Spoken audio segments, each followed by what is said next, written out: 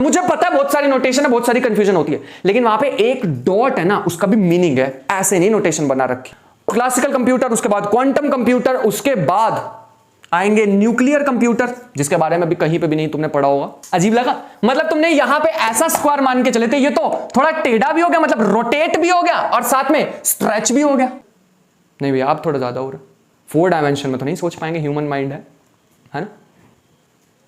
और 5th dimension में होते तो, 6th में होते तो, मतलब ऐसे समझ लो पैरेलल यूनिवर्स की बात कर रहे हैं, पैरेलल यूनिवर्सेस की बात कर रहे हैं। अब मैं इस सारे को किस में कन्वर्ट करना चाहूंगा? एब्स्ट्रैक्ट फॉर्मलिज्म में। Everyone welcome back to the new session. तो आज तुम्हारे को हम सिखाने वाले हैं और साथ में खुद भी सीखने वाले हैं। वैसे मैं एक बार खुद को सिखा चुका हूं, तो I am very excited for this, क्योंकि आज हम सीखने वाले हैं अलजेब्रा, इन पर्टिकुलर एब्स्ट्रैक्ट अलजेब्रा। ये वो अलजेब्रा नहीं है जो हमने पहले सीखा था बचपन में कि 2x माइनस x 1x होता है। अब हमारे पास बहुत सारे रूल आ जाएंगे, हम डायरेक्टली नहीं लिख पाएंगे 2x minus x is equal to x। अब हमें कुछ रूल्स समझने होंगे, कुछ नोटेशन समझनी होंगी। बचपन में वैसे ये रूल्स तुमने सुने होंगे ना, कॉम्यूटेटिविटी और एसोसिएटिविटी, डिस्ट्रीब्यूटिव, क्लोजर प्रॉपर्टी, ये सारी सुनी होंगी वैसे तुमने, है ना। बट आज हम बहुत डेप्थ में जाने वाले हैं इसकी, बताने वाला हूं कि एब्स्ट्रैक्ट अलजेब्रा होता क्या है। एब्स्ट्रैक्ट अलजेब्रा के बहुत सारे पार्ट्स हम पढ़ने वाले, मतलब तुम्हें मैं बताने वाला हूं होते हैं। जैसे आगे जाके तुम एक कैटेगरी थ्योरी पढ़ोगे, अगर पढ़ोगे तो, हाँ, तो मेरे ख्याल से फ्यूचर की जो ब्रांच निकल के आने वाली है वो कैटेगरी थ्योरी होने वाली है, यूनिवर्सल अलजेब्रा होने वाला है। बहुत सारी चीजें हैं इससे रिलेटेड, अगर तुम रिसर्च साइड पे जाते हो तो तुम्हें पता लगेगा। आज तो मैं बिल्कुल बेसिक से उठाने वाला हूं, क्लास 6-7 से, और तुम्हें लेके जाने वाला हूं कि वेक्टर स्पेसिस को क्यों स्टडी करना है। पहली बात, एब्स्ट्रैक्ट अलजेब्रा क्यों बना? एब्स्ट्रैक्ट अलजेब्रा बना क्योंकि हमें ना ज्योमेट्री में हमेशा मजा नहीं आ रहा था। मतलब कभी कभी ऐसे होता है, जैसे अगर तुमने टेंसर कैलकुलस पढ़ा है, अगर तुमने स्ट्रिंग थ्योरी के बारे में सुना, तो उसमें भी टेंसर एनालिसिस आती है, बहुत डिफिकल्ट होती है यार, नहीं सोच पाओगे तुम चीजों को। जैसे फॉर एग्जांपल तुम्हें 11th डायमेंशन में स्टडी करना पड़ गया, उसमें भी कोऑर्डिनेट सिस्टम तुम्हें चेंज करने पड़ गए। तुम्हें कभी पोलर कोऑर्डिनेट में, कभी इलिप्टिकल कोऑर्डिनेट में, कभी स्फेरिकल कोऑर्डिनेट में, कभी सिलिंड्रिकल कोऑर्डिनेट में, भाई जान निकल जाएगी। हमारे को कोई टूल चाहिए था, हमें कोई ऐसी चीज चाहिए थी कि मैं बिना ज्योमेट्री के भी काम कर सकूं। मैं अगर विजुअलाइज नहीं भी कर पा रहा चीजों को, लेकिन मैं कैलकुलेट तो कर पाऊं ना। हाँ, मैं प्रूफ थ्योरम्स को झेल लूंगा, लेकिन मैं ऐसा तो नहीं ना कि बिल्कुल स्टक ही हो गया एक प्रॉब्लम पे, उससे बचना था। तो उसी के लिए बनाई गई एक एब्स्ट्रैक्ट अलजेब्रा। अगर तुम फ्यूचर में किसी मैथमेटिशियन से जाके मिलते हो, हाथ मिलाते हो, और वो तुमसे पूछता है कि तुम आजकल क्या पढ़ रहे हो, तो तुम्हें ये नहीं कहना एब्स्ट्रैक्ट अलजेब्रा, बेइज्जती कर देगा तुम्हारी।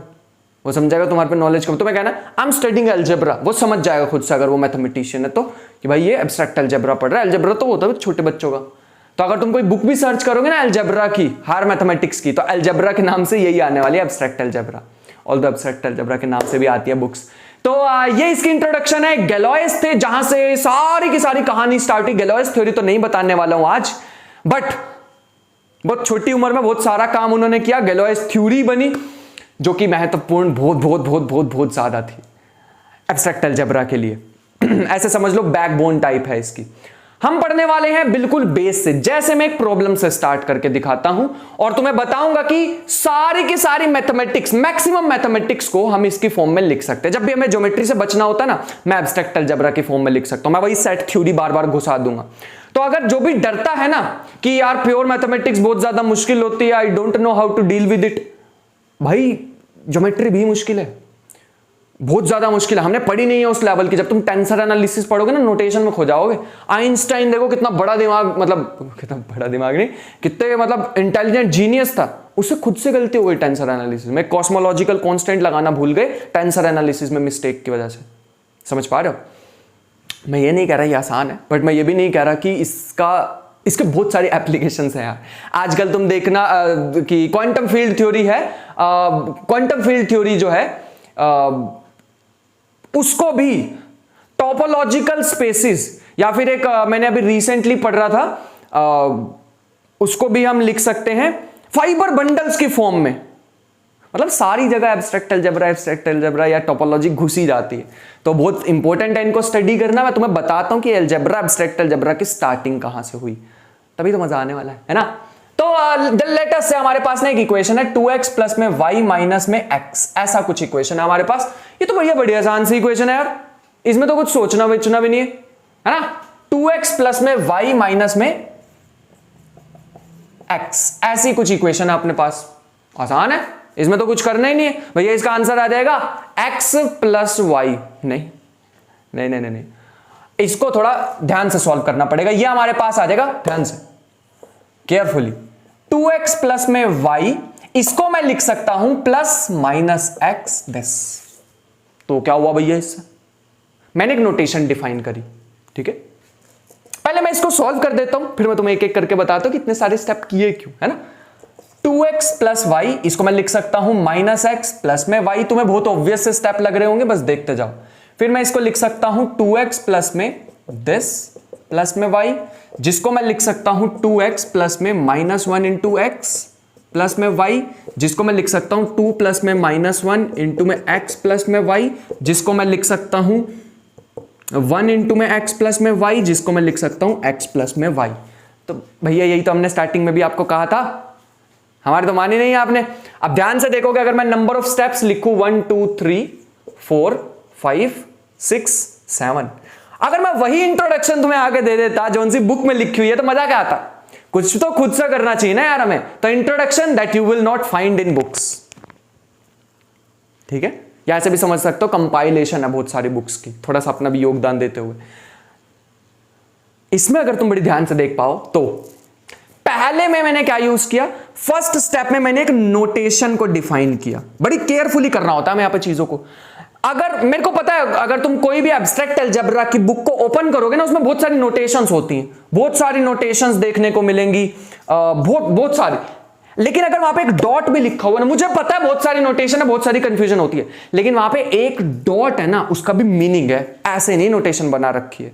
तो अगर नोटेशन बहुत सारी है, हाँ वो थोड़ा सा कभी कभी स्टडी करने में डिफिकल्टी हो जाती है, थोड़ा मतलब कमजोर दिल वालों के लिए थोड़ी दिक्कत हो जाती है। बट हर एक चीज का मीनिंग तो है ना, ऐसे रैंडमली तो नहीं लिख रहे कि कुछ भी उठाया मुंह और ऐसे ही लिख दिया, ऐसा तो नहीं हो रहा ना। अगर हम दूसरा पार्ट में देखें तो दूसरे स्टेप में मैंने क्या किया, यूज किया कॉम्यूटेटिव लॉ, कॉम्यूटेटिविटी यूज की।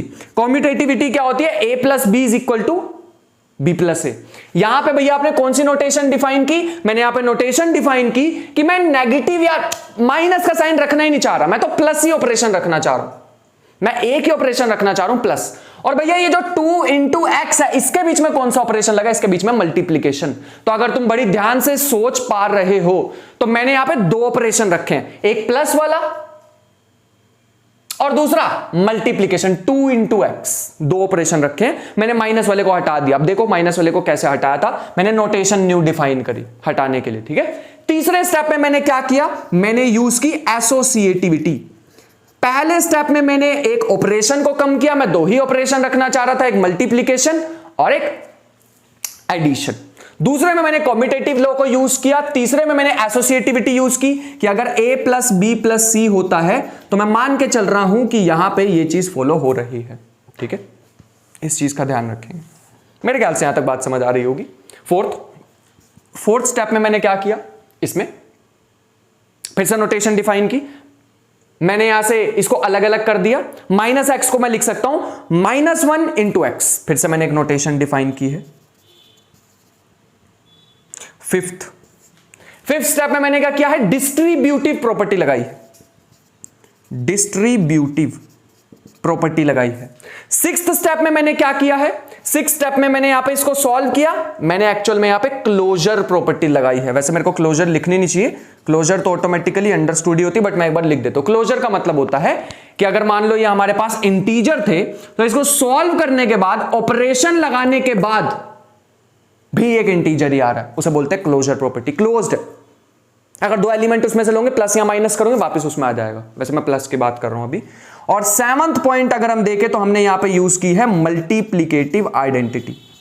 मल्टीप्लिकेटिव आइडेंटिटी का यूज किया है, मतलब ऐसा एक एलिमेंट 1 जिसको अगर मैं किसी से भी मल्टीप्लाई करूं तो वो सेम ही आ जाता है। चाहे तो चेक कर लो ये सारे स्टेप्स को, मैंने इतने सारे स्टेप्स किए तो एक एक को डिफाइन भी किया, ऐसे रैंडमली कुछ भी उठा के कहीं नहीं लिख दिया, मैं डिफाइन करा साथ में, है ना। तो ये हमारे पास होता है। अब मैं यहां पे तुम्हारे सामने एक चीज बताना चाहूंगा जिसको हम बोलते हैं अलजेब्राइक स्ट्रक्चर।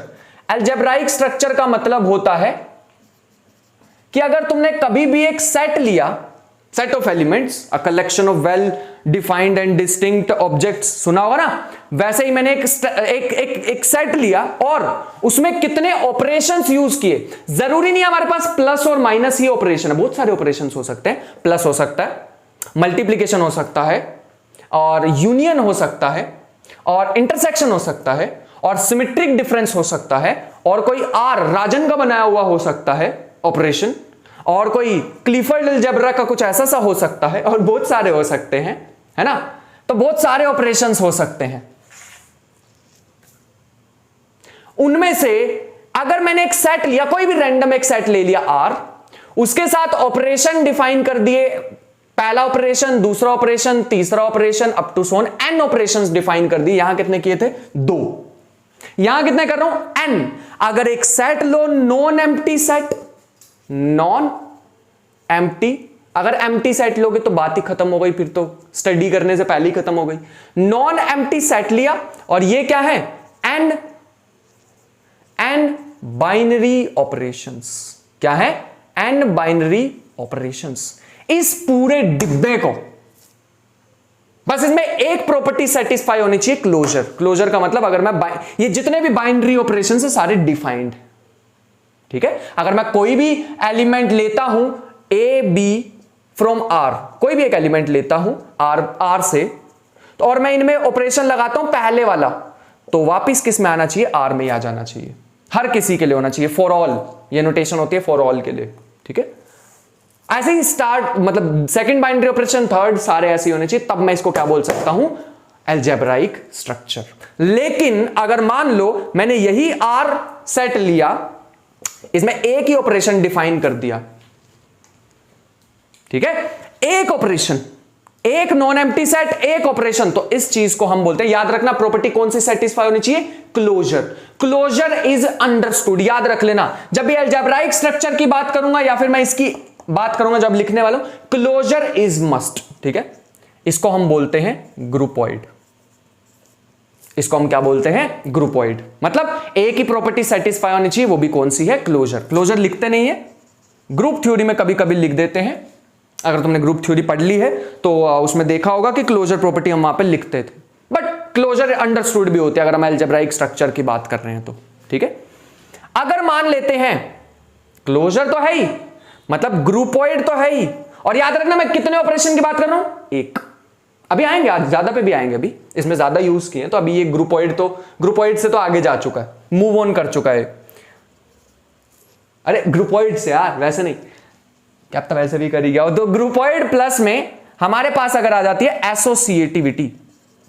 याद है एसोसिएटिविटी क्या होती थी? कि अगर मैंने यहां पे लिखी थी अभी मैंने ए स्टार बी स्टार सी, किसी भी दो को पहले यूज कर लूं तो हमारे पास कोई भी फर्क नहीं पड़ना चाहिए, ठीक है। अगर ये दो हमारे पास होते हैं तो इसे बोलते हैं सेमी ग्रुप। इसे क्या बोलते हैं? Semi group. नाम दे दिया, मतलब ये जो आर स्टार है ये क्लोजर फॉलो करना चाहिए, मतलब ग्रुपॉइड होना चाहिए, प्लस में एसोसिएटिविटी फॉलो करना चाहिए, तो हम इसे क्या नाम दे देंगे? सेमी ग्रुप नाम दे देंगे, ठीक है। इसके बाद अगर मान लो सेमी ग्रुप है प्लस में आइडेंटिटी एलिमेंट भी एग्जिस्ट कर रहा है इस ऑपरेशन के रिस्पेक्ट में। अगर ये प्लस हुआ तो 0 इज द आइडेंटिटी एलिमेंट, मतलब 0 को किसी में भी प्लस करोगे सेम ही रहेगा। अगर ये मल्टीप्लीकेशन हुआ तो मल्टीप्लीकेशन में कौन सा ऐसा नंबर है जिसको मल्टीप्लाई करूं तो सेम ही रहे, नंबर 1। तो 0 की आइडेंटिटी प्लस की आइडेंटिटी एलिमेंट होती है 0 और मल्टीप्लीकेशन की होती है 1। अगर सेमी ग्रुप भी है और आइडेंटिटी एलिमेंट भी है तो हम इसे बोलते हैं मोनोइड। तो हम इसे क्या बोलते हैं? मोनोइड। अगर मान लो हमारे पास मोनोइड भी है प्लस में इनवर्स भी एग्जिस्ट कर रहे हैं, तो क्या होगा? जैसे यहां पे भी ये तो x का इनवर्स ही हो गया, है ना। अगर मैं x को इसमें ऐड कर दूं तो गायब। इसको मैं नोटेशन भी लिख सकता था और यहां पे ये भी लिख सकता था, इनवर्स एग्जिस्ट कर रहे हैं। माइनस एक्स को मैंने प्लस माइनस एक्स लिखा, मतलब एक्स का इनवर्स बन गया। इनवर्स का मतलब होता है अगर तुम एक्स में इस एलिमेंट को ऐड कर दोगे तो आंसर आ जाएगा 0, तो इनवर्स। ठीक है, समझे, ऐसा कुछ। तो यहां पे क्या है, मोनोइड प्लस में इनवर्स क्या बनता है, ग्रुप। अगर ग्रुप में तुम ऐड कर देते हो कॉम्यूटेटिविटी, तो वो क्या बन जाता है, abelian group. Abelian group. Commutativity का मतलब होता है A star B is equal to B star A. मेरे ख्याल से तुम्हें ये बात समझ आ रही होगी, A star B is equal to B star A and this is the final picture. कहां से स्टार्ट हुए, अलजेब्राइक स्ट्रक्चर से। अलजेब्राइक स्ट्रक्चर तो बहुत जनरल चीज है यार, ये तो बहुत आगे चले गए हम, बहुत जनरल चीज है ये। कैटेगरी थ्योरी से के आसपास कहीं और यूनिवर्सल अलजेब्रा वहां तक पहुंच गए हम तो फिलहाल के लिए, समझे, ऐसा कुछ। अब भैया यहां पे कमी लग रही है, आपने तो एक ही ऑपरेशन लिया ना, दो ऑपरेशन होते तो स्टार वन स्टार टू, थोड़ा इजी बनाते हैं। दो ऑपरेशन को स्टार वन स्टार टू ना बोल के हम यहां पे बोल देते हैं लेट अस से प्लस और मल्टीप्लीकेशन, ठीक है। तो अब मैं कुछ यहां पे चीजें लिखने वाला हूं, फिर मैं इसको समराइज करूंगा कि अभी तक हमने क्या किया है। जैसे मान लो हमारे पास क्या है, दो के रिस्पेक्ट में मैं लिखने वाला हूं, प्लस और एक सेट है हमारे पास आर, प्लस और मल्टीप्लीकेशन, दो ऑपरेशन है, प्लस दो बाइनरी ऑपरेशन है, प्लस और डॉट। डॉट का मतलब मल्टीप्लीकेशन और प्लस का मतलब तो प्लस, एडिशन, ऑर्डिनरी एडिशन, ठीक है। यहां तक तो कोई इशू नहीं है। पहली प्रॉपर्टी हमारे पास आती है एसोसिएटिविटी। एसोसिएटिविटी मतलब a b c belongs to R, associativity with respect to plus, ठीक है। इसको एडिशन ही लिख देते हैं थोड़ी देर के लिए, एडिशन। मतलब ये हमारे पास ऐसे हो जाएगा अगर, और ये फॉर ऑल आर होगा, फॉर ऑल एबीसी होगा, सबके लिए ये चीज ट्रू होनी चाहिए, ठीक है। दूसरी प्रॉपर्टी जो हमने अभी वो पूरा डेरिवेशन करा था उसमें से निकल के आई, आइडेंटिटी। बताओ क्या होगा identity with respect to addition, जल्दी से सोच के बताओ। Identity with respect to addition हमारे पास क्या होने वाला है कि for all A belongs to R there exist E belongs to R such that A, E की जगह हम डायरेक्टली लिख लेते हैं जीरो, ठीक है। जीरो इसमें एग्जिस्ट करने वाला है, जीरो ए प्लस में जीरो, प्लस है ऑपरेशन तो इसके लिए आइडेंटिटी एलिमेंट यही होना चाहिए जो कि हमें ए देगा, या फिर जीरो प्लस ए करोगे तब भी ए ही देने वाला है। थर्ड प्रॉपर्टी हमारे पास आती है inverse with respect to addition. Inverse with respect to addition हमारे पास आ जाएगा कि अगर ए बिलोंग्स टू आर है then there exist a inverse belongs to, या ए इनवर्स की जगह लिख लेते हैं minus a belongs to R, वो वाली नोटेशन मल्टीप्लीकेशन के लिए रख लेते हैं, such that a plus minus a is equal to zero is equal to minus a plus ए, ऐसा कुछ, ठीक है। ये हमारे पास बन जाएगा। इसके बाद अगर हम चलें आगे तो हमारे पास फोर्थ प्रॉपर्टी आ रही है commutativity. Commutativity with respect to addition, मतलब अगर कोई भी दो एलिमेंट लोगे, for all A B belongs to R, a plus b is equal to b plus a, we are assuming this is true. A plus b is equal to b plus a, we are assuming this is true. I hope कि हमें दिख रहा हो, ठीक है। यह हमारे पास आता है। इसके बाद अगर हम आगे चलें तो फिफ्थ प्रॉपर्टी हमारे पास आ जाएगी associativity with respect to multiplication. Multiplication जो कि हमारे पास बन जाएगा for all A b c belongs to R, A b c is equal to a b c. Sixth हमारे पास प्रॉपर्टी आ जाती है identity with respect to multiplication. Multiplication abstract algebra भाई साहब, ये सारे लिखना पड़ेगा हमें। तो यह आ जाएगा for all A belongs to R there exist E belongs to R, या फिर इसको वन लिख लेते हैं, वन बिलोंग्स टू आर। यहां पे वन वो वाला वन नहीं है, नंबर वाला, ये आइडेंटिटी एलिमेंट का काम कर रहा है, ठीक है।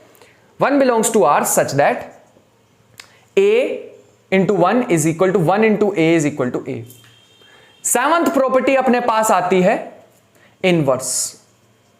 सेवंथ प्रॉपर्टी अपने पास आती है यहां पे, पहले मैं लिखना चाहूंगा एसोसिएटिविटी आइडेंटिटी, पहले मैं लिखना चाहूंगा यहां पे seventh property commutativity. Commutativity with respect to multiplication, with respect to multiplication मतलब for all A B belongs to R, A B is equal to B A, ऐसा कुछ मैं मान के चल रहा हूं यहां पे।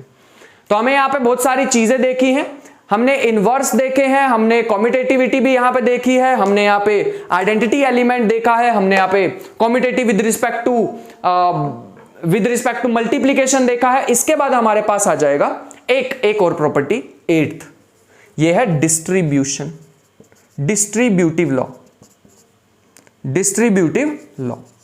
अब ये डिस्ट्रीब्यूटिव लॉ हमें क्या कहता है कि अगर मान लो कभी भी a प्लस बी इंटू सी हो, मतलब दोनों ऑपरेशन एक साथ आ जाए, तो उसे कैसे डिफाइन करेंगे ये बताओ पहले हमें। तो ये हम लिख सकते हैं ए सी प्लस बी सी, या फिर ए बी प्लस सी हो तो इसको हम कैसे लिख सकते हैं ए बी प्लस ए सी, ऐसा कुछ ध्यान से देख लेना। हाँ ठीक है, ए बी प्लस में ए सी, ऐसा कुछ लिख सकते हैं। ये 8 के 8 ऑपरेशन हमारे पास बन रहे हैं जो कि बिल्कुल डेप्थ में जाने वाले हैं हम इसके साथ। अब मैं और चीजें डिफाइन करूंगा। अभी तक हम कहां पहुंचे थे, पहले मैं देख लो हमारे पास जगह कहां पे है, बनानी पड़ेगी वैसे तो। सबसे पहले अगर मैं यहां पे तुम्हें लिख के दिखाऊं, हमने करा अलजेब्राइक स्ट्रक्चर सबसे जनरल, फिर हमने करा ग्रुपोइड, फिर हमने करा सेमी ग्रुप, फिर हमने करा, इसमें याद रखना ग्रुपोइड बनाने के लिए हमारे पास एक ही ऑपरेशन था, ठीक है। उसके बाद हम पहुंचे उसके बाद हम पहुंचे मोनोइड पे, उसके बाद हम पहुंचे ग्रुप पे, उसके बाद हम पहुंचे अबेलियन ग्रुप पे। अब दूसरी तरफ आ गए हम, दूसरी साइड में हमारे पास क्या है, दूसरी साइड में 2 ऑपरेशन आ चुके हैं। अगर हमारे पास, यहां लिख रहा हूं ठीक है, यहां लिख रहा हूं, अगर हमारे पास अलजेब्राइक स्ट्रक्चर में अब हमारे पास 2 ऑपरेशन है, तो r प्लस डॉट ये है अगर हमारे पास, और 1 से लेके 5 और 1 से लेके 5 प्रॉपर्टी अगर हमारे पास सेटिस्फाई हो रही है, और 8th प्रॉपर्टी हमारे पास अगर है 1 से 5 और 8th प्रॉपर्टी हमारे पास है 1 to 5 एंड 8th प्रॉपर्टी, इस चीज को हम एक नाम दे देते हैं। आज के बाद कोई भी एक नॉन एम्प्टी सेट होगा जिसमें 2 ऑपरेशन होंगे, प्लस और मल्टीप्लीकेशन, एडिशन और मल्टीप्लीकेशन, और वो इन 5 प्रॉपर्टीज को प्लस में इस 8th प्रॉपर्टी को अगर सेटिस्फाई करता है, इसका मैं नाम दे दूंगा एंगेजमेंट रिंग। क्या करें भाई, सिंगल यही सब वर्ड निकले हैं हमारे मुंह से। फिलहाल के लिए तो रिंग, वो वाली रिंग डाल देना, वैसे वाली रिंग, पता नहीं किसके दिमाग में आया होगा ये। फिलहाल के लिए रिंग। लेकिन अगर मान लो रिंग में अगर हम जोड़ दें, प्लस में प्रॉपर्टी को जोड़ दें 6th, उसे बोलते हैं रिंग विद यूनिटी। कितने सारे नाम आ गए ना। और तुम अभी तक सोच रहे हो भैया पढ़ने तो हम वो आए थे वेक्टर स्पेसिस, वो कहां गया, वो भी आएगा। इसको बोलेंगे रिंग विद यूनिटी। अगर मान लो रिंग विद यूनिटी हो, इसको RU लिख देता हूं, रिंग विद यूनिटी, और साथ में 7th प्रॉपर्टी भी फॉलो हो जाए, तो इसे बोलते हैं commutative ring with unity, commutative ring with unity. और इसकी शॉर्ट फॉर्म हमारे पास होती है CRU, बहुत सारी बुक्स में भी दिखाई देगा तुम्हें। मतलब अगर ये जितनी प्रॉपर्टीज मैंने बोर्ड पे लिखी हैं, जितनी प्रॉपर्टीज अगर तुम्हें अभी दिखाई दे रही हैं बोर्ड पे, ये सारी की सारी सेटिस्फाई हो जाती हैं, तो हम इसको बोलते हैं CRU, ring, commutative ring with unity. लेकिन माय फ्रेंड अभी भी कुछ मिसिंग है। अभी क्या मिसिंग है भैया, अब तो हमने सारे का सारा सेटिस्फाई कर दिया है, कुछ मिसिंग है अभी भी। देखो ध्यान से, कुछ मिसिंग सा लग रहा है। इसके हमने मल्टीप्लीकेशन की कितनी प्रॉपर्टी लिखी है, 3, और इसके लिखी है 4। तुम्हें लग रहा कुछ ऐसे कुछ कमी सी लग रही है ना। हाँ, इनवर्सिस नहीं लिखे हमने अभी, तो फाइनल हमारे पास एक चीज आ रही है, अगर इसके अलावा एक ये भी प्रॉपर्टी सेटिस्फाई हो जाए 9th नंबर की इनवर्सिस विद रिस्पेक्ट टू मल्टीप्लीकेशन। लेकिन तुम्हें पता है जीरो का मल्टीप्लीकेटिव इनवर्स तो होगा ही नहीं, जीरो का तो 1/0 होगा यार, है ना। अरे भाई साहब कहां लिखा था मैंने, अच्छा अभी लिखा ही नहीं है। अगर मैं इसको लिखूं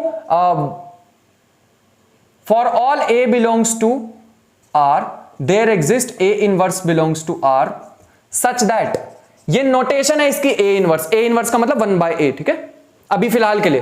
तो a इंटू ए इनवर्स क्या आना चाहिए, आइडेंटिटी एलिमेंट जो कि 1 है यहां पे। लेकिन एक एक्सेप्शन है यार, यहां पे एक एक्सेप्शन है, here a is not equal to 0 हर नॉन जीरो नंबर के लिए। भैया फिर तो ये बात ही नहीं बन, अरे एक नंबर के लिए हम सारे के सारे सेट को थोड़ी छोड़ेंगे, उस नंबर को ही निकाल दो। तो आज के बाद हम रियल की बात ना करके आर स्टार लिख देंगे उसे, हम कॉम्प्लेक्स की बात ना करके कॉम्प्लेक्स स्टार लिख देंगे, हम रैशनल की बात ना करके रैशनल स्टार लिख देंगे, ठीक है ऐसा कुछ कर देंगे। बात समझ आ रही है? हाँ ठीक है, यहां तक पहुंच गए हम, समझ पा रहे हो? तो ऐसा कुछ हमारे पास आ चुका है, a नॉट इक्वल टू 0 के लिए हमारे पास बात बनने वाली है। और साथ ही साथ मान लो हमारे पास, अभी तो मैंने मल्टीप्लीकेशन लिया ना ऑपरेशन सेकंड वाला, अगर मान लो मैं मल्टीप्लीकेशन, ये किसी बुक में नहीं मिलेगा तुम्हें, मैंने कहा ना थोड़ा थोड़ा मैंने भी अपना घुसाया है, योगदान दिया है। तो एक चीज और ध्यान दो, 0 should not be equal to 1, मतलब मल्टीप्लीकेशन की जगह अगर और कोई भी हमारे पास मल्टीप्लीकेशन की जगह और कोई भी ऑपरेशन आ जाता है, तो जैसे यहां पे मल्टीप्लीकेटिव आइडेंटिटी 1 है, बस 0 नहीं कभी हो सकती। तुम कोई भी बाइनरी ऑपरेशन लगा लो, हर बाइनरी ऑपरेशन के साथ नवी आइडेंटिटी आएगी, जैसे इसमें 1 है, किसी में आ सकती है, किसी में कोई न्यू ऐसी चीज आ जाएगी, कुछ भी, मतलब तुमने अपना सिस्टम बनाया तो उसमें कुछ और आइडेंटिटी आ जाएगी, लेकिन 0 नहीं आनी चाहिए, बस इसको छोड़ देना, ठीक है इसको छोड़ देना, फिर हमारे पास बिल्कुल सही है। तो लिख लो, this is just to exclude,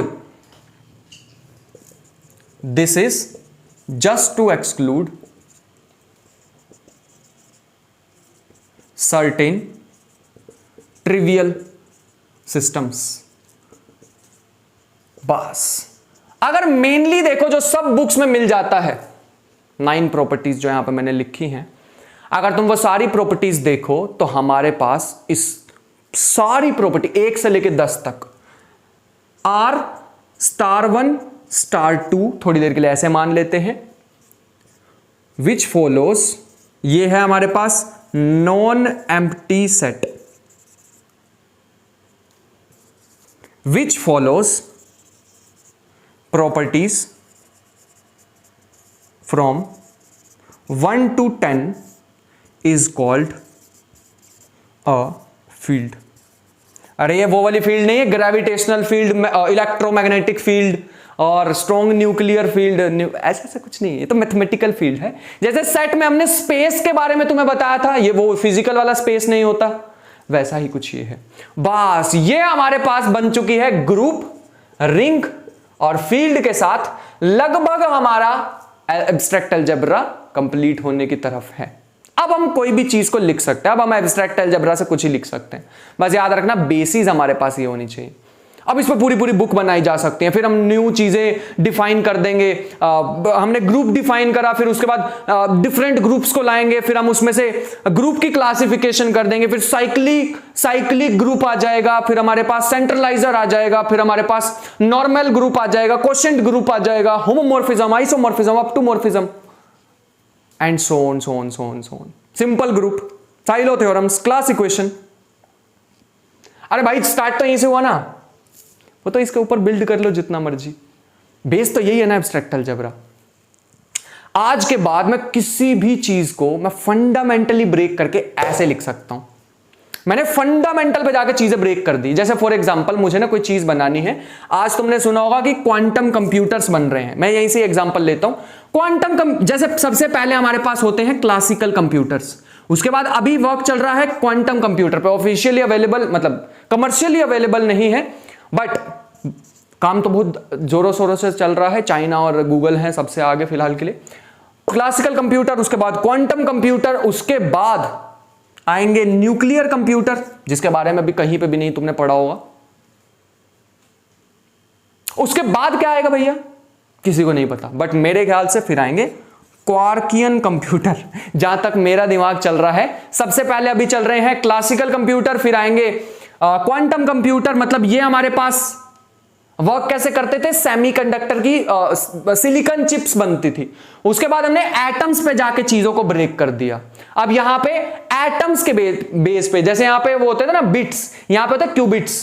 फिर यहां पे जब हम न्यूक्लियर कंप्यूटर पे जाएंगे, जो कि बहुत डिफिकल्ट चीज है यहां तक पहुंचना, अभी तो यही नहीं पहुंचे, ये तो बहुत ज्यादा मतलब हाई टेक्नोलॉजी और बहुत ज्यादा मतलब टीम लगेगी बहुत बड़ी फिजिसिस्ट की, उन्हीं के बस की होती है ये चीज।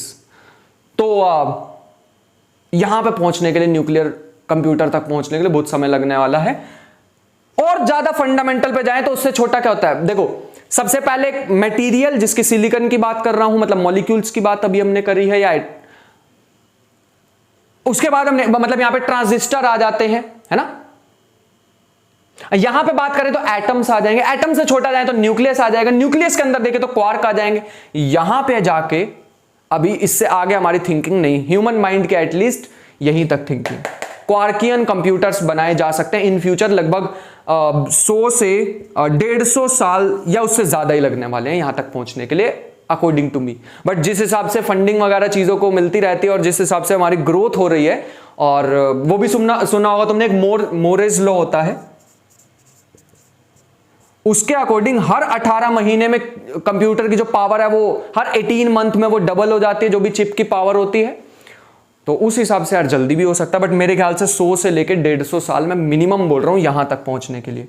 और ये तो कंसेप्ट अभी कहीं सुनोगे ही नहीं, रिसर्च कर लो गूगल पे, क्वार्कियन कंप्यूटर मिल जाए तो फिर कह देना। अभी न्यूक्लियर कंप्यूटर के बारे में ही नहीं कहीं पढ़ पाओगे तुम अभी, क्योंकि क्वांटम कंप्यूटर के बारे में ही नहीं हमें पता, अभी हमें इसके बारे में पता नहीं, इसके बारे में सोचा नहीं, और ये तो बस ऐसे ही आ गया दिमाग में, मैंने सोचा कि ऐसा हो सकता है। तो according to me this can be the work of next century, तो ऐसा हो सकता है मेरे ख्याल से। ऐसे हमने यहाँ पे मैथमेटिक्स में भी किया है।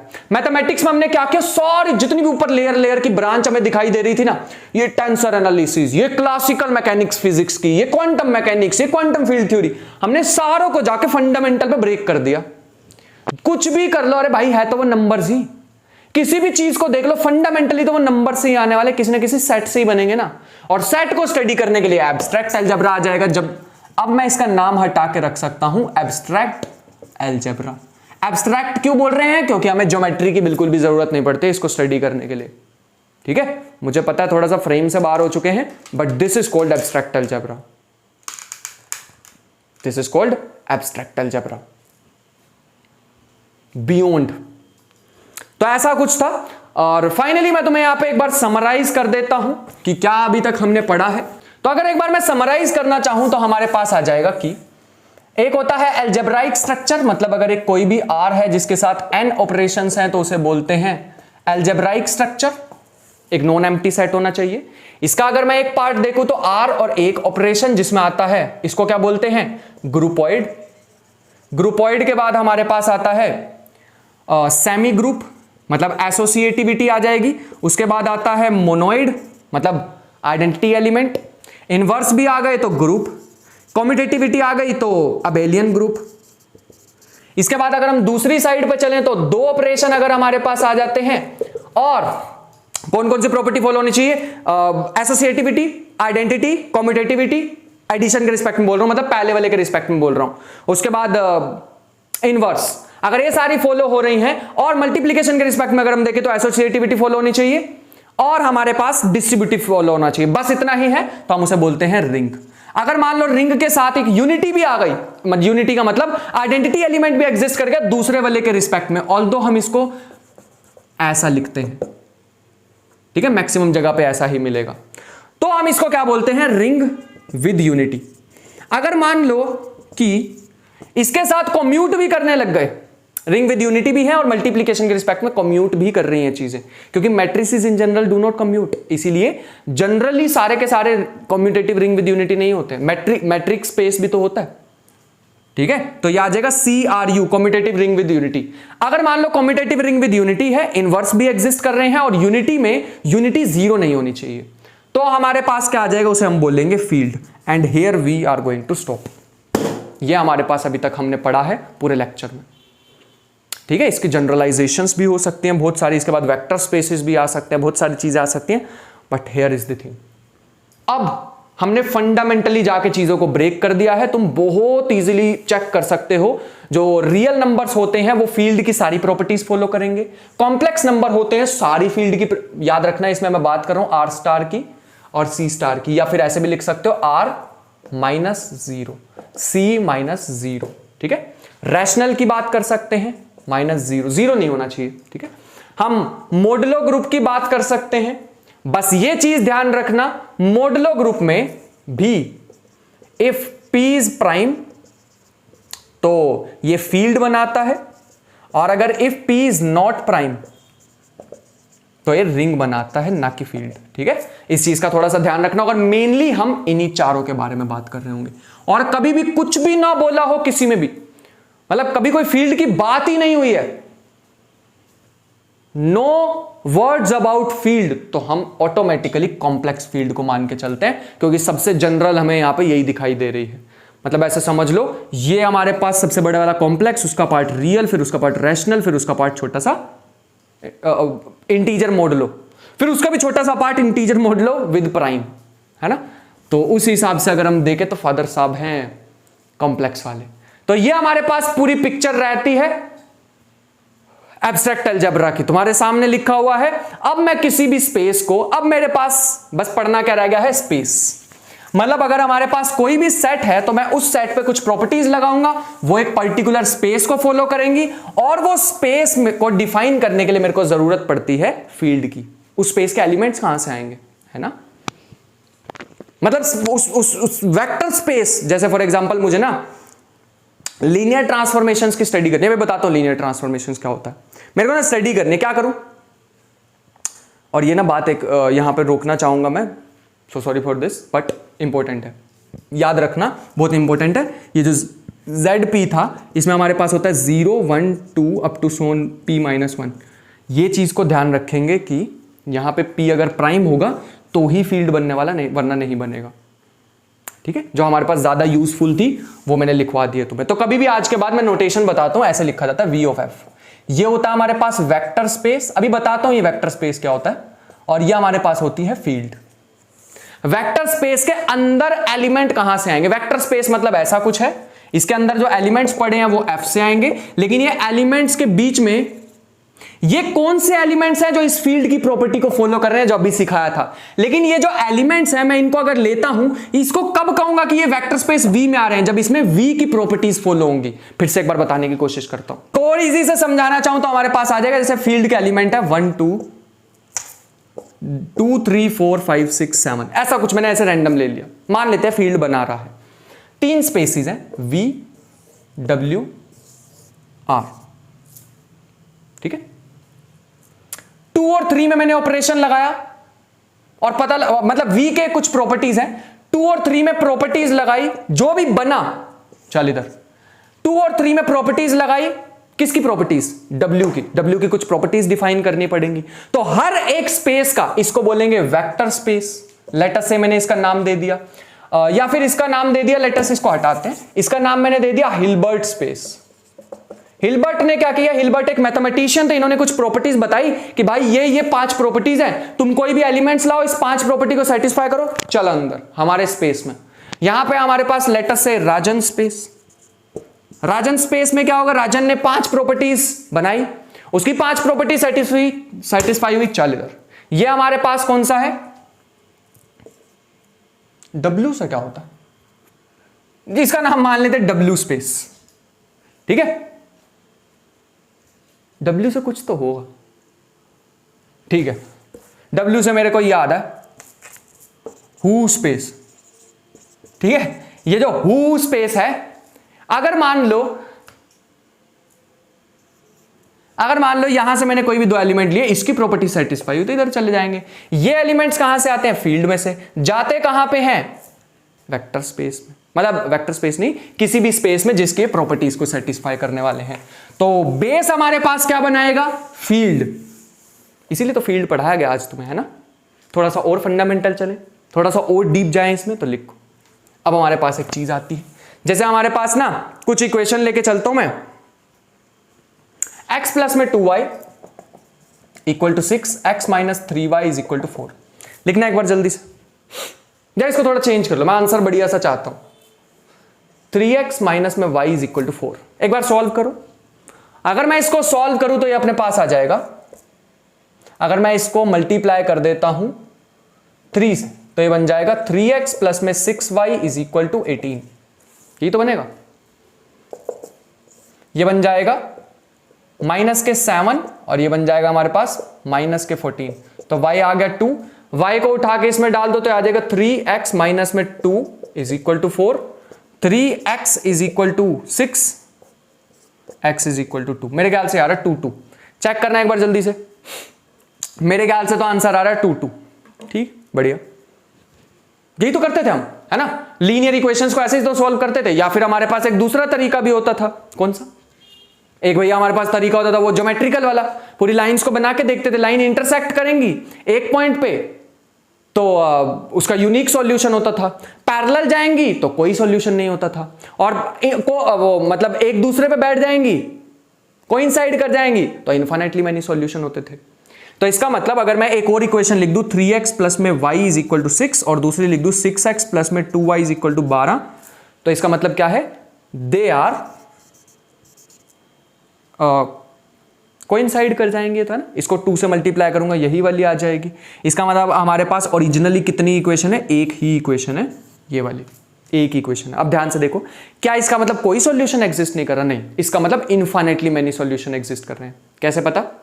ये मेरे को ऐसे पता है क्योंकि मैं अगर डिफरेंट y की वैल्यू रखता रहूंगा, डिफरेंट x की वैल्यू आती रहेगी, डिफरेंट y की वैल्यू रखूंगा, डिफरेंट x की वैल्यू आती रहेगी। इसलिए मैं कह सकता हूं this equation has infinitely many solutions. This equation has infinitely many solutions. ऐसे है, दोनों कोइंसाइड कर जाएंगे, एक दूसरे पे आ जाएगी, ऐसा होता है। इसका मतलब अगर हम इन जनरल देखें, सिर्फ 2 वेरिएबल के नहीं, कितने भी वेरिएबल हो सकते हैं, इनके लिए हमारे पास क्या क्या केसेस हो सकते हैं। फिलहाल के लिए अगर मैं 2 वेरिएबल की बात करूं तो हमारे पास हो सकता है यूनिक सॉल्यूशन, इंटरसेक्ट करती हैं जब लाइंस। दूसरा हमारे पास यूनिक सॉल्यूशन के लिए कुछ ऐसा हो सकता है कि एक लाइन ऐसे है और दूसरी लाइन ऐसे है। अगर मैं इनफाइनाइटली मेनी सॉल्यूशन की बात करता हूं, जैसे इसमें आया, x की वैल्यू डालो y की मिलती रहेगी, तो हमारे पास हो सकते हैं एक लाइन ऐसे और दूसरी जस्ट उसके ऊपर। तीसरा हमारे पास आता है नो सॉल्यूशन, नो सॉल्यूशन जिसमें क्या होता है? पैरेलल लाइन हो जाएंगी। इसमें हमारे पास क्या होता है? पैरेलल लाइन आ जाएंगी।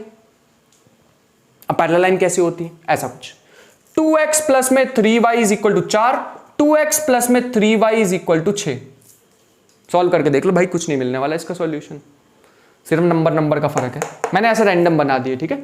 इसमें कौन कौन सी इक्वेशन है? 2x प्लस में 3y is equal to 6, 4x plus में 6y इज इक्वल टू 12, ऐसा कुछ हो सकता है। और ऊपर भी कुछ इक्वेशन होगी, लेटर से यही इक्वेशन है, थोड़ी देर के लिए मान लेते हैं यही वाली दोनों इक्वेशन है। x प्लस में 2y इज इक्वल टू 6 और 3x माइनस में y इज इक्वल टू 4। ये हमारे पास पॉसिबिलिटी बनती है, ठीक है, बढ़िया, कोई दिक्कत नहीं थी यहां तक हमें। हमने तो ये भैया बहुत बार सीखा हुआ था। क्या ये सिर्फ 2 ही डायमेंशन में वर्क करता है? नहीं भैया, बिल्कुल भी नहीं ना, ये तो कितने भी डायमेंशन में वर्क कर सकता है, मतलब कितने भी वेरिएबल में वर्क कर सकता है। मैं तुम्हें एक और चीज बताऊंगा इससे भी ज्यादा इंटरेस्टिंग, ये इसी में देखो। अब कुछ न्यू आ रहा है जो शायद अभी से हमने पहले कभी नहीं सीखा होगा। मैं थोड़ी देर के लिए 6 और 4 को भूल जाता हूं। मैं इसको मान लेता हूं x is equal to x plus में 2y और y is equal to capital Y is equal to 3x minus में 2y। ये क्या किया भैया आपने? वैसे मैंने इसको जनरल ऐसे x और y मान लिया थोड़ी देर के लिए, x और y। लेट अस सी क्या होगा। हमें पता है x और y की वैल्यू क्या है, 6 और 4, बट थोड़ी देर के लिए ऐसे लिखते हैं। मैं कुछ वैल्यूज कैलकुलेट करना चाहूंगा स्मॉल xy और कैपिटल xy के लिए, ठीक है। जैसे मैं 0 0 रखूंगा तो यहां पे आ जाएगा 0 0, यहां भी आ जाएगा 0 0। मैं कुछ वैल्यूज कैलकुलेट करके दिखाता हूं तुम्हें। 0 1 रखते हैं, ठीक है, इसकी वैल्यू रखूंगा और इसकी मिलती जाएगी। 0 1 रखूंगा तो ये बन जाएगा 2 और 0 1 रखूंगा तो ये बन जाएगा -2। फिर मैं 1 0 रखना चाहूंगा, बताता हूं क्यों कर रहा हूं, 1 मिनट दो बस मुझे। अगर मैं आज बहुत खूबसूरत सी चीज आने वाली है, अगर मैं 1 0 रखूंगा तो इसकी जगह 1, इसकी जगह 0, तो 1 3। अगर मैं 0 2 रखूंगा तो ये आ जाएगा 4 और ये आ जाएगा -4। फिर अगर मैं 2 0 रखूंगा तो ये आ जाएगा 2 और ये आ जाएगा 6। फिर अगर मैं 2 2 रखूंगा तो ये आ जाएगा 2 2 में क्या आ जाएगा 6 और 2 2 में आ जाएगा 3 × 2 6, 6 -4 मेरे ख्याल से आ रहा है, एक बार चेक करना। 6 -4 2 मेरे ख्याल से ये आ रहा है, चेक करो एक बार जल्दी से। मेरा ऐसा कुछ आ रहा है, ठीक है बढ़िया। एक और करके देखें, 1 और 2 और 2 1। 1 2 अगर मैं डाल लूं तो ये बन जाएगा 5 और ये बन जाएगा 6 और -2 4। और अगर मैं 2 1 डालूंगा तो 2 और यहां पे 1 तो 4 और 6 -2 4। मेरे ख्याल से ये बन रहा है 2 और 1 में।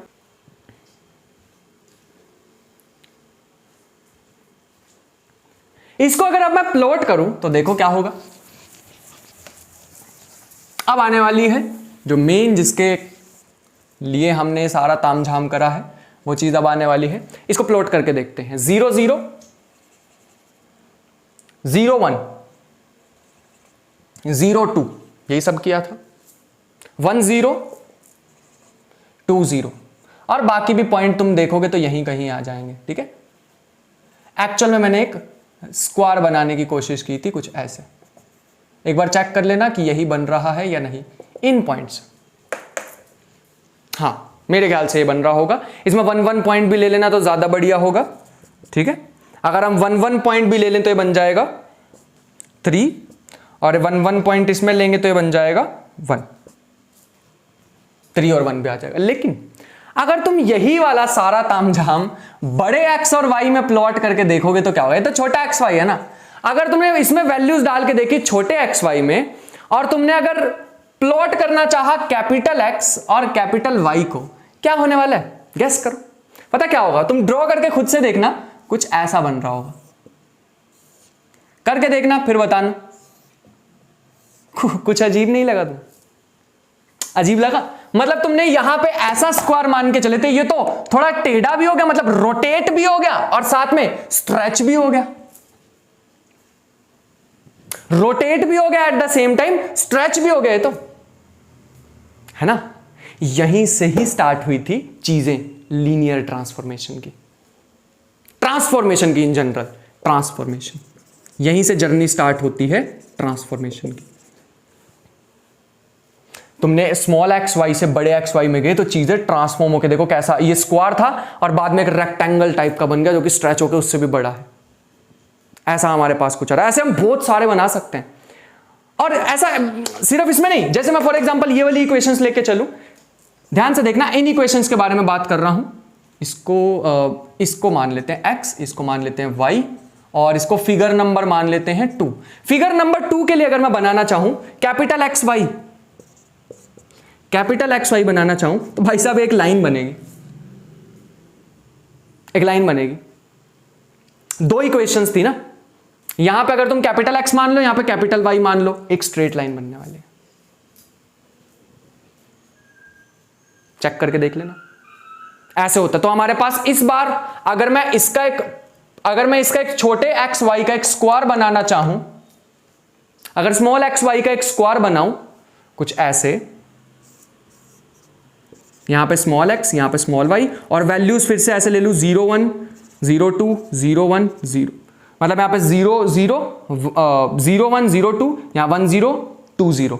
तो यहां पे अगर फिर से एक मैं स्क्वायर बनाऊं, यहां पे जाके इस बार किस पे मैप कर जाएगा, एक स्ट्रेट लाइन पे मैप कर जाएगा। और ऐसा भी हो सकता है कि एक स्क्वायर बनाऊं और वो सारा का सारा जाके एक डॉट पे मैप हो, मतलब एक ही पॉइंट पे मैप हो गया। ऐसा भी हो सकता है। ऐसा कब होगा भैया? ऐसा भी हो सकता है क्या? हाँ ऐसा भी हो सकता है। देखो जैसे फॉर एग्जांपल ये वाली इक्वेशंस थी ना, 2x प्लस में 3y इज इक्वल टू 6, 6 की जगह मैं x मान लेता हूं।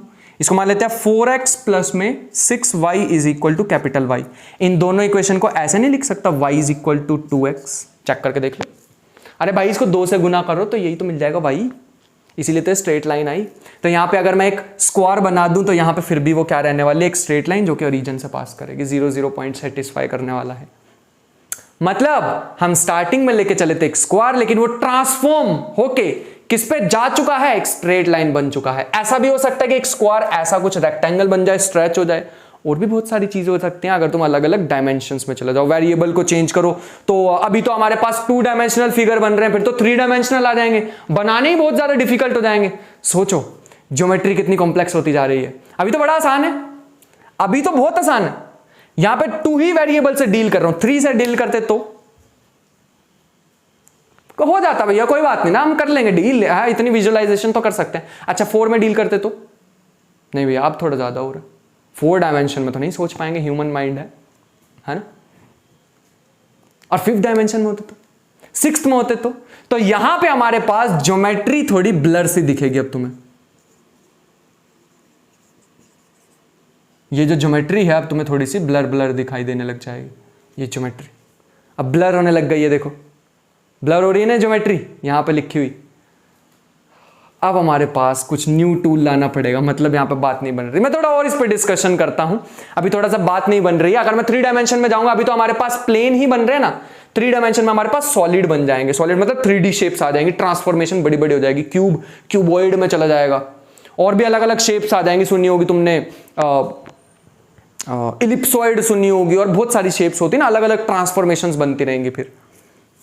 ठीक है, बढ़िया, बहुत अच्छे, ऐसा कुछ हमारे पास है। लेकिन अगर मैं ध्यान से सोचूं, मैं इसको एक और तरीके से भी लिख सकता हूं, ठीक है, लिखने की नोटेशन बना सकता हूं। जैसे आज के बाद में ये जो इक्वेशंस है ना, मैं इनको ऐसे भी लिख सकता हूं। जैसे ये लिखा है x प्लस में 2y is equal to 6, 3x minus में y इज इक्वल टू 4। मैं इसको ऐसे भी लिख सकता हूं 1 2 3 माइनस 1, ऐसा कुछ। केले का नाम सुना तुमने? अरे बनाना वाला नहीं, ये वाला केले, मिल्टन थ्योरम सुनिए ना, वही वाला केले। इन्होंने भाई साहब ने ये वाली नोटेशन इंट्रोड्यूस की थी। मतलब ये हैं वो इंसान मैट्रिक्स चैप्टर लाने वाले, इन्हें पकड़ना हमें। अब तो जा चुके हैं, नहीं पकड़ेंगे, वरना हम भी शायद वहीं चले जाएं। बट फिलहाल के लिए अगर हम देखें तो ऐसा कुछ, अगर मैं इस वाले वेरिएबल्स को मान लूं small x small y small y small y है, तो इसको मैं ऐसे लिख सकता हूं इस इक्वेशन को 1 3 2 minus 1 x small y is equal to, इसको क्या माना था, कैपिटल X कैपिटल Y। और ये भाई साहब हमने नोटेशन बहुत पहले ही सीख ली थी without knowing even the meaning of this, है ना। तो ऐसी ये है हमारे पास चीजें। मैं इसको ट्रांसफॉर्मेशन की फॉर्म में भी ला सकता हूं, बट ये हमने क्या इंट्रोड्यूस कर दिया है, मैट्रिसिस नोटेशन, या मैट्रिक्स नोटेशन भी बोल सकते हो, ऐसा कुछ मैट्रिक्स नोटेशन। तुम्हें क्या लगता है ये सिर्फ 2 डायमेंशन में वर्क करती? नहीं, 3 में भी वर्क करती है। इन जनरल लिख के दिखाऊं? अगर मैं इन जनरल लिख के दिखाऊं तो कुछ ऐसा हो जाएगा, ABCDEFGHR, यहां आ जाएगा XYZ, और यहां पे क्या आ जाएगा, capital X capital Y capital Z। एक मिनट, इसको क्या बोलेंगे, ट्रांसफॉर्मेशन मैट्रिक्स। क्योंकि XYZ तो हमें पता होगा, हमें निकालना क्या है, किस स्पेस में जाना है। मतलब ऐसे समझ लो हम पैरेलल यूनिवर्स की बात कर रहे हैं, पैरेलल यूनिवर्सेस की बात कर रहे हैं। पैरेलल यूनिवर्स में क्या होगा, हमें एक यूनिवर्स पता है XYZ वाला, XYZ वाला यूनिवर्स हमें पता है, हमें जाना है कैपिटल X कैपिटल Y और कैपिटल Z वाले यूनिवर्स में। कैसे जाएंगे, इस ट्रांसफॉर्मेशन की हेल्प से। ये लेके जाएगा हमें दूसरे यूनिवर्स में।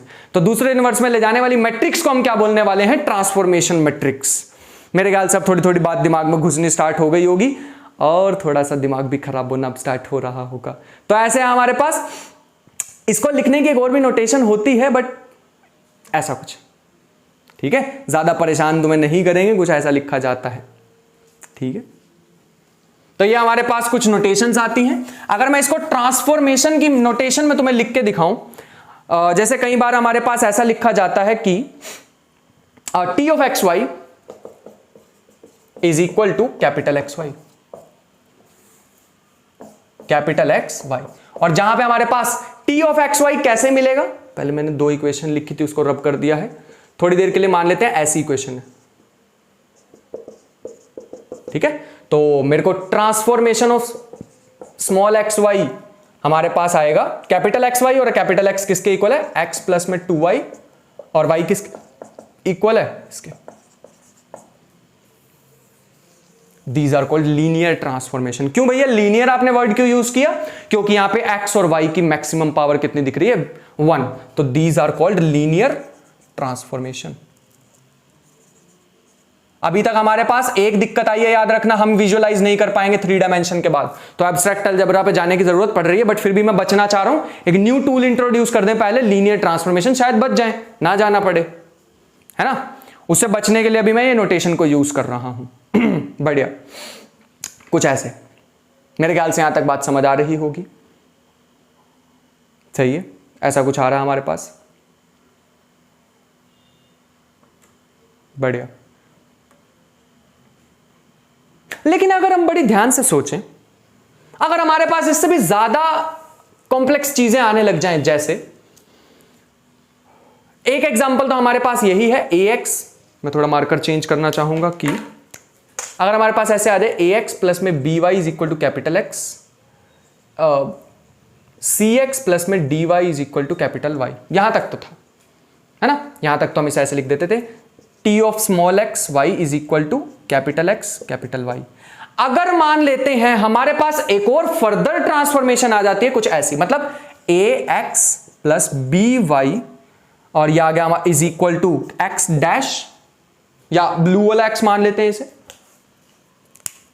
ब्लू वाला x न्यू आ गया, ट्रांसफॉर्मेशन की एक और बार ट्रांसफॉर्मेशन कर दी, मतलब एक स्पेस से इसमें गए, पैरेलल यूनिवर्स की बात हो रही, कितने पैरेलल यूनिवर्स है, इनफाइनाइट हो सकते हैं, तो मैं इनफाइनाइट टाइम्स ट्रांसफॉर्मेशन कर सकता हूं, एक और स्पेस में गए x y z, तीसरे स्पेस में जाना चाह रहे, कैसे जाएंगे ध्यान से देखना, और यह है cx प्लस में dy इक्वल टू कैपिटल, ऐसा कुछ।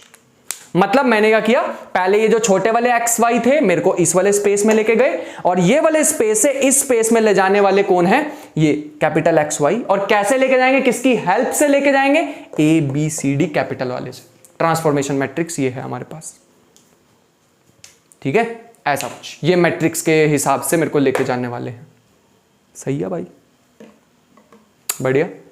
अगर मैं इसको मैट्रिक्स नोटेशन में लिखना चाहूं तो मैं ऐसे लिख सकता हूं, अगर मैं इसको मान लूं u is equal to a b c d, तो मेरे पास फाइनल रिजल्ट जो बनेगा वो बनेगा u t small x Y is equal to x y, और तुम्हें इससे डरना चाहिए, डरो, या अंग्रेजी में लिखते हैं फियर,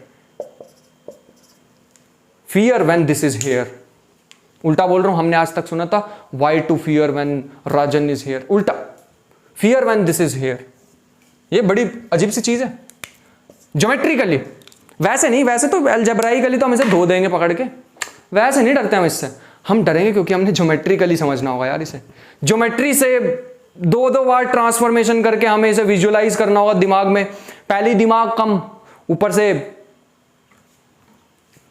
नहीं, बहुत है, जस्ट किडिंग, अपनी बात कर रहा था मैं वैसे, ठीक है, ऑफेंड मत होना।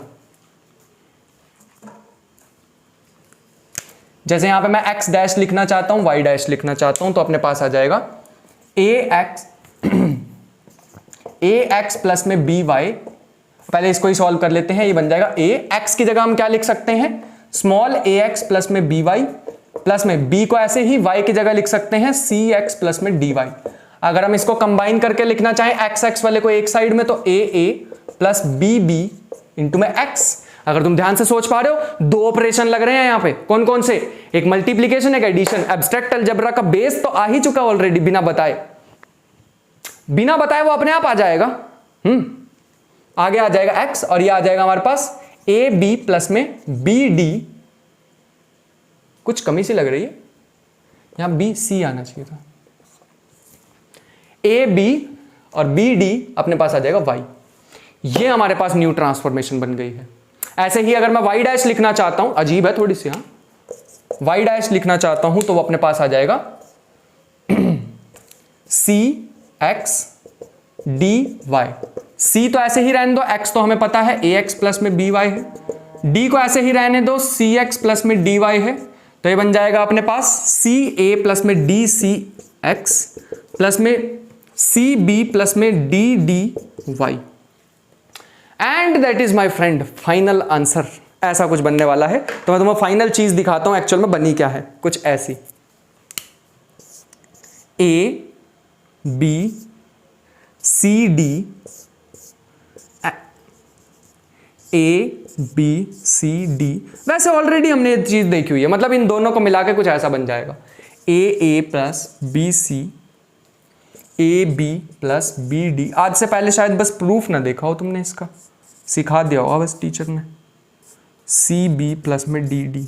चेक करके देखना, ऐसे नहीं करते थे हम, इसको इससे मल्टीप्लाई, इसको इससे मल्टीप्लाई, इसको इससे मल्टीप्लाई, इसको इससे मल्टीप्लाई, यही तो लिखा है, यही तो लिखा है। ये होती है हमारे पास मैट्रिक्स मल्टीप्लिकेशन, ऑर्डिनरी मल्टीप्लिकेशन नहीं है। सिंपल हमने एलिमेंट से एलिमेंट को मल्टीप्लाई नहीं किया, ए को ए से, बी को बी से, सी को सी से, डी को डी, नहीं नहीं नहीं, मैट्रिक्स मल्टीप्लिकेशन है, अलग है ये, वो नहीं है जो आज तक सीखी थी। समझ पा रहे हो? तो ये हमारे पास ट्रांसफॉर्मेशन वाली चीजें होती हैं, इस चीज को थोड़ा सा ध्यान रखेंगे। आगे बढ़ना चाहेंगे फिलहाल के लिए। अब मैं तुम्हें 2-3 ट्रांसफॉर्मेशन लिख के दिखा, मैंने बहुत सारा समझा दिया अब तुम्हें, मतलब 2 ट्रांसफॉर्मेशन को अलग अलग करके भी यूज कर सकते हो या कंबाइंड ऐसे भी यूज कर सकते हो।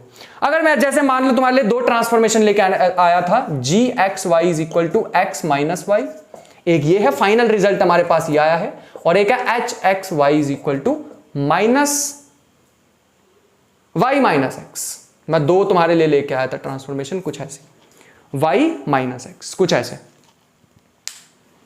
ये 2 ट्रांसफॉर्मेशन है हमारे पास, इसके बारे में हम ध्यान से सोच सकते हैं कैसी दिखाई देती है ये, ठीक है। अगर मैं इसको थोड़ा सा सही लिखना चाहूं ना, इसको कंपेयर करना चाहूं, किसी एक की स्टडी करते हैं, एच की स्टडी करेंगे। ये जो पहला हमारे पास होता है, इस पे लिखते हैं कैपिटल एक्स, अब यही लिखता है भाई साहब, यही लिखा था देखो, है ना। इसको वैसे हम लिखते थे कैपिटल एक्स, लेकिन दिया क्या हुआ है वाई, तो इसको लिख सकते हैं 0x प्लस में 1y, और y को दूसरा एलिमेंट y लिखते थे, लेकिन यहां क्या लिखेंगे -1x प्लस में 0y, क्योंकि y है ही नहीं इसमें। ध्यान से देखना हमने सही लिखा है, ध्यान से देखो, ऐसे ही लिखना चाहिए। मतलब इसकी हमारे पास मैट्रिक्स आ गई है h की 0 1 -1 0, ये हमारे पास ट्रांसफॉर्मेशन करके देगी, and this is called transformation matrix. अगर इसी पे मैं g भी लगा दूं तो क्या होगा, इसी पे अगर मैं g लगा दूं तो क्या होगा, मतलब मैं निकालना चाह रहा हूं g ऑफ एक्स वाई, ये जो कैपिटल एक्स कैपिटल वाई आए ना ये वाले, is equal to x dash y dash मुझे निकालना है। देखने में थोड़ा सा डर लग रहा होगा शायद, बट कुछ भी नहीं है यार। ये क्या आ जाएगा अपने पास, एक्स डैश क्या आ जाएगा और वाई डैश क्या आ जाएगा, जल्दी से लिख दो। एक्स डैश और वाई डैश क्या आ जाएगा, जल्दी से बता दो। अगर हम बड़ी ध्यान से देखें तो है कैसे, कुछ मिस्टेक किया है यहां पे, हाँ जी, ये जी के अकॉर्डिंग क्या है, जो भी यहां पे दिया होगा उसमें पहले वाला एलिमेंट आएगा x, दूसरे वाला एलिमेंट आएगा माइनस के y। इस बार स्मॉल एक्स वाई की जगह कैपिटल एक्स वाई है, और आंसर जो भी बनेगा वो एक्स डैश वाई डैश है, तो मैंने यहां पे लिख दिया। एक्स को कैसे लिख सकता हूं, 1x प्लस में 0y, और इसको कैसे लिख सकता हूं 0x प्लस में -1 इंटू वाई।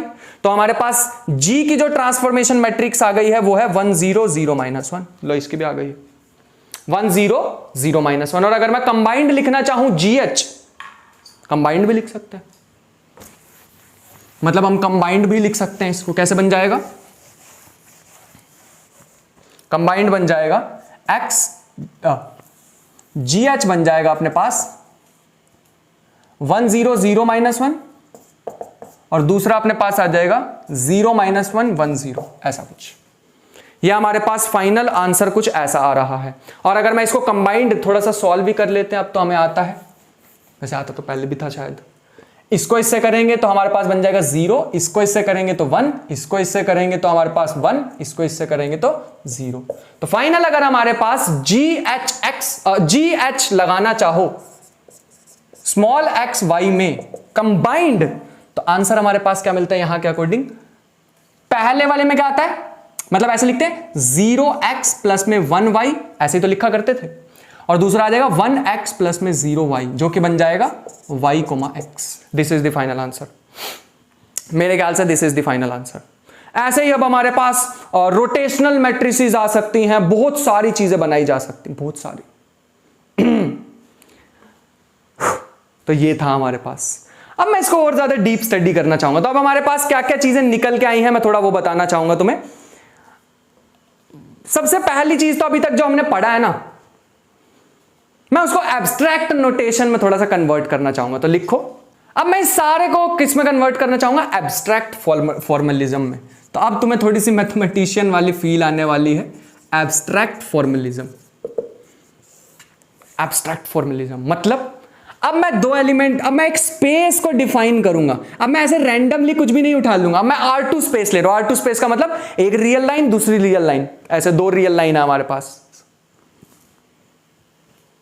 दो एलिमेंट एक एलिमेंट लेते हैं इसमें से AB बिलोंग्स टू R, और एक और ले लेते हैं लेटर से CD बिलोंग्स टू R2, ऐसा कुछ। अब थोड़ा एब्स्ट्रैक्ट फॉर्मलिज्म की तरफ चलना चाहेंगे और चीजों को डिफाइन करना चाहेंगे कैसे होती हैं। मतलब अगर मैं इसमें से कोई भी दो एलिमेंट लूंगा, मैं एडिशन कैसे डिफाइन कर रहा हूं, AB प्लस CD की, ऐसा कुछ, A प्लस C और B प्लस D। देखने में बहुत सिंपल लग रही होंगी बट इंपॉर्टेंट है यार। हाँ, ऐसा कुछ, ऐसा कुछ है हमारे पास। अगर मैं कोई भी दो एलिमेंट लेता हूं R2 से और उसकी ट्रांसफॉर्मेशन करना चाहता हूं, ट्रांसफॉर्मेशन हमें डिफाइन करनी होगी है ना, लीनियर ट्रांसफॉर्मेशन। लीनियर का मतलब xy की पावर 1 रहने वाली है, ठीक है। यह आ जाएगा AB प्लस CD। अगर मैं दो एलिमेंट की क्या करता हूं, दो एलिमेंट की अगर मैं एडिशन करता हूं वो ट्रांसफॉर्मेशन लगाने के बाद, तो ये हमारे पास कुछ ऐसे आ जाएगा, T of AB plus T of CD। एक मिनट भैया, ये तो आपका नहीं लगता हमने ग्रुप थ्योरी में ऐसा कुछ होमोमॉर्फिज्म जैसे में पढ़ा हुआ है? अरे होमोमॉर्फिज्म में यही पढ़ते थे हम, होमोमॉर्फिज्म की यही प्रॉपर्टी हुआ करती थी। और एक और भी चीज दिखाता हूं, T of R times AB हमारे पास आता है R times T of AB। अगर ये दो प्रॉपर्टीज कभी भी सेटिस्फाई होती हैं, then we say, if these two properties are satisfied, then we say this is linear transformation. और यहां से हमारे पास एब्स्ट्रैक्ट फॉर्मुलिज्म की बिगिनिंग हो जाती है। अब तो मैं इस पे बिल्ड कर सकता हूं कितना ही। अब मैं लीनियर ट्रांसफॉर्मेशन के बारे में पढ़ता रहूंगा, लेकिन हम तो एब्स्ट्रैक्ट बनाना चाह रहे थे भैया, इसे और डीप जाना चाह रहे थे, वो तो आप गए नहीं, वो भी चले जाते हैं, कोई बात नहीं। तो इसके लिए मुझे एक स्पेस डिफाइन करना होगा, जिसका आज मैं नाम देने वाला हूं वेक्टर स्पेस। वेक्टर स्पेस, क्योंकि मैट्रिसेस जो है ना और जो वेक्टर्स हैं, मतलब मैं वेक्टर्स को मैट्रिसेस की फॉर्म में भी लिख सकता हूं। आज तक जो हमने वेक्टर देखे थे ना, A vector is equal to 2i cap plus 3j cap plus 4k cap, भाई पूरी क्वांटम मैकेनिक्स में ना ऐसे लिखे जाते हैं वेक्टर्स, ऐसे लिखे जाते हैं वेक्टर्स। ऐसी भी चीजें लिखी जाती हैं, ऐसी भी चीजें लिखी जाती हैं। अगर कभी क्वांटम मैकेनिक्स पढ़ोगे ना, तो वहां वेक्टर स्पेस पे ही पूरा बना हुआ, और वहां पे कौन सा इन जनरल भैया कौन सा स्पेस यूज होता है, वहां पे infinitely dimensional vector space use होता है, जिसका नाम होता है Hilbert space. Infinite dimensional vector space which is Hilbert space. क्योंकि वहां पे कितने पार्टिकल्स होते हैं, एक पार्टिकल के लिए कितनी इक्वेशंस होती हैं, टोटल इक्वेशंस कितनी होती हैं, बेटा इन्फिनिटी पे चले जाओगे। समझ पा रहे हो? तो वहां पे कौन सा यूज होता है, हिल्बर्ट स्पेस यूज होता है।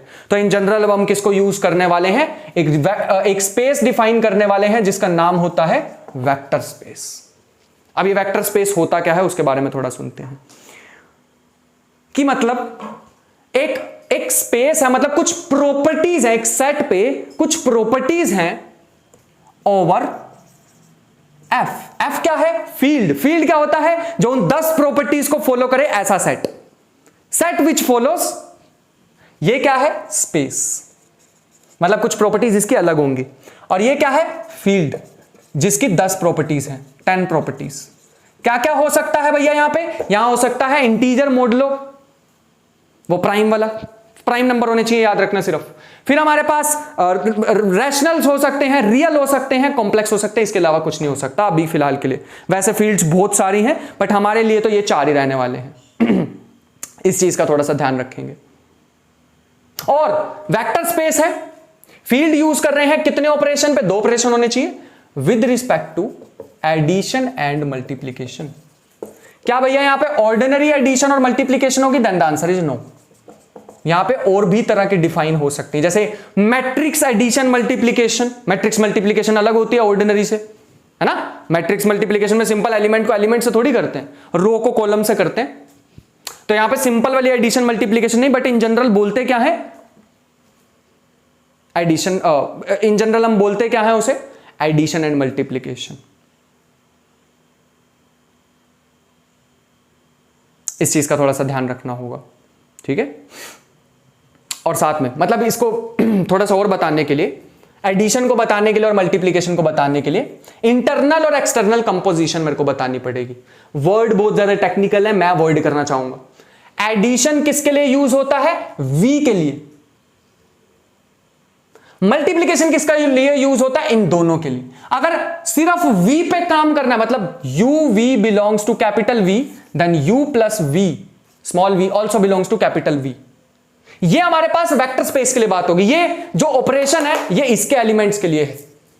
लेकिन अगर एक एलिमेंट लिया मैंने फील्ड से, एक एलिमेंट मैंने लिया वेक्टर स्पेस से, और दोनों को कर दिया मल्टीप्लाई, ये चीज भी मान लो v में आ गई वापस। This belongs to a, v belongs to v, तो हम इसे क्या कहने वाले हैं? ये हमारे पास मल्टीप्लीकेशन होगा। थोड़ा सा कंफ्यूजन हो गई ना। इसको बोलते हैं वेक्टर एडिशन और इसको बोलते हैं स्केलर मल्टीप्लीकेशन। अरे यही तो कोर्स में पढ़ना है पूरे। अरे पूरे कोर्स में और क्या पढ़ना है? मैं यही तो पढ़ना है, वेक्टर एडिशन, स्केलर मल्टीप्लीकेशन। क्योंकि यहां पर स्केलर का मतलब एक नंबर से मल्टीप्लाई कर रहे हैं। ये कोई वेक्टर स्पेस की मतलब ये फील्ड की प्रॉपर्टीज को सेटिस्फाई कर रहा है, एक नंबर है, और ये v क्या है? एक वेक्टर है जो इसकी प्रॉपर्टी को फॉलो कर रहा है। ये शायद बहुत सारे नंबर से मिलके बना हुआ है। ये v एक नंबर नहीं है, ये तो इसका एलिमेंट है। ये शायद ये जो v बिलोंग्स टू v है, बहुत सारे नंबर्स का कॉम्बिनेशन है। जैसे ऐसा कुछ हो सकता है 2i cap plus 3j cap plus 4k cap, और फील्ड में तो नंबर होंगे ना यार, 2 3 4 -1 -2 1/2 -1/3, ऐसे नंबर होंगे ना फील्ड में। तो मल्टीप्लीकेशन होती है स्केलर मल्टीप्लीकेशन, एडिशन होती है वेक्टर एडिशन। वेक्टर हमें मिलेंगे यहां से तो एडिशन यूज होगी यहां पे, और स्केलर मिलेंगे यहां से और यूज कहां करने हैं? वेक्टर स्पेस में, तो इसके लिए होगी वेक्टर स्केलर मल्टीप्लीकेशन। तो दो तरह की चीजें हमने पढ़नी है, वेक्टर एडिशन, स्केलर मल्टीप्लीकेशन। और ये और कौन सी प्रॉपर्टीज या एक्सियम्स को फॉलो करने वाला है? Vector space. बस ये लास्ट चीज है, बाकी तो फिर कोर्स के लिए थोड़ा सा छोड़ देते हैं, वरना सारी चीजें रिवील कर देंगे। यहां पे मैं सारी की सारी प्रॉपर्टीज यहां पे लिख के लाया हूं, तो इसके लिए हम ज्यादा परेशान नहीं होंगे। Let me see once. हाँ,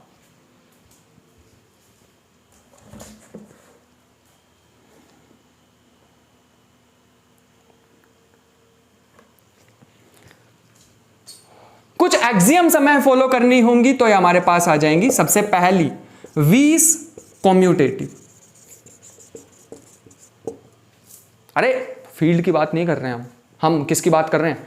v की बात कर रहे हैं, ठीक है। v is commutative with respect to addition, क्योंकि v पे कौन सा ऑपरेशन लगने वाला है? एडिशन वाला, वेक्टर एडिशन, ठीक है। वैसे हम इसे इन जनरल एडिशन ही बोलेंगे, जब भी मैं एडिशन बोल लूं मतलब वो वेक्टर एडिशन ही है। अंडरस्टूड होना चाहिए तुम्हारे लिए, ठीक है। और इसके बाद अगर हम कम्यूटेटिव हो गया, इसके बाद अगर हम ध्यान से देखें और इसके आइडेंटिटी एलिमेंट कैसी होती है? कम्यूटेटिव वाले में अगर मैं v की आइडेंटिटी एलिमेंट देखना चाहूं तो हमारे पास 0 हो गया, एडिशन है ना। यहां पे चीजें कंफ्यूज हो जाएंगी। विद आइडेंटिटी 0, भाई ये 0 नहीं है जो आज तक हमने पढ़ी थी, ये 0 आइडेंटिटी एलिमेंट है। ये 0 ऐसा कुछ भी हो सकता है, ठीक है। ये 0 एलिमेंट है, ये नंबर नहीं है, ये 0 आइडेंटिटी एलिमेंट है। ये 0 वेक्टर है, आई वुड से, समझ पा रहे हो? ये वो ऑर्डिनरी वाला 0 नहीं है, ये क्या है? आइडेंटिटी एलिमेंट है। याद रखना, पूरी डिटेल में पढ़ेंगे इसे हम। थोड़ी सी कंफ्यूजन तो क्रिएट करें ताकि क्यूरियोसिटी हो चीजें जानने की कोर्स में पूरा, है ना। तो ये 0 ऑर्डिनरी 0 नहीं है, ये एक आइडेंटिटी एलिमेंट है। मतलब एक ऐसा एलिमेंट, अगर मैं कोई भी एक वेक्टर उठाऊं v में से, मैं इसको प्लस कर दूं, वेक्टर एडिशन कर दूं, थोड़ी देर के लिए ऐसा एडिशन डाल देते ताकि तुम समझ जाओ कि नॉर्मल वाला एडिशन नहीं है। अगर मैं v में 0 को प्लस कर दूं तो v ही वापस आ जाए। क्या ये 0 वही वाला 0 है? नहीं, वेक्टर वाला 0 है। मतलब बताएंगे अलग अलग 0 आ सकते हैं। ये 0 ये भी हो सकता है,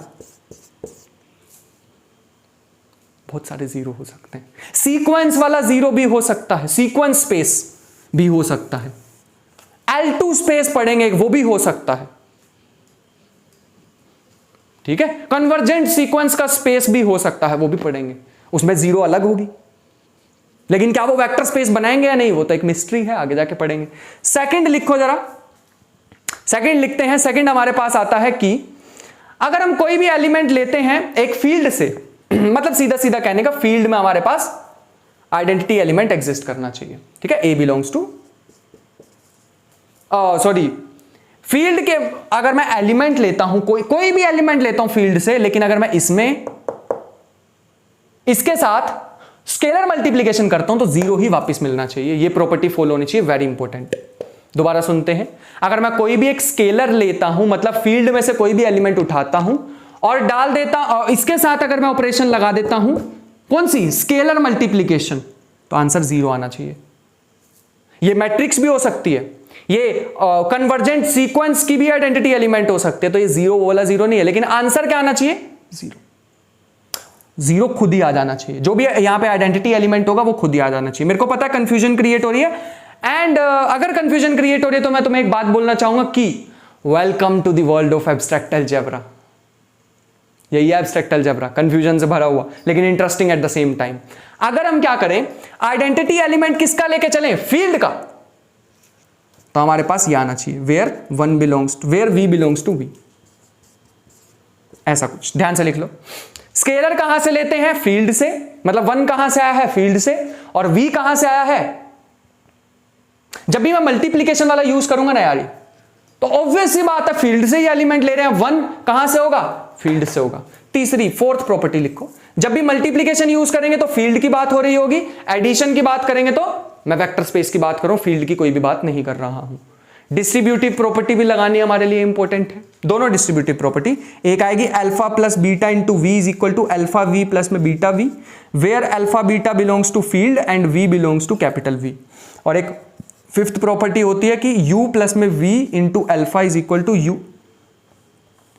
अल्फा u प्लस में अल्फा v। फिर से uv बिलोंग्स टू v और alpha belongs to f।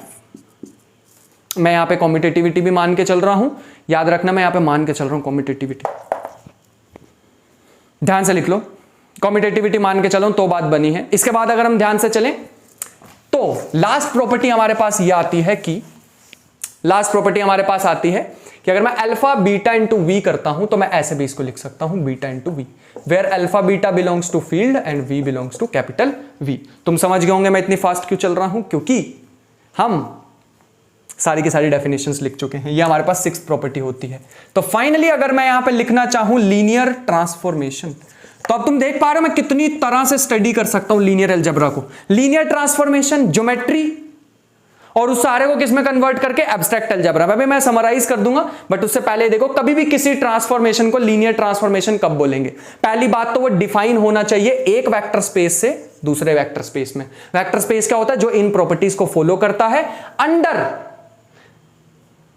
Vector addition and scalar multiplication, under vector addition and scalar multiplication. और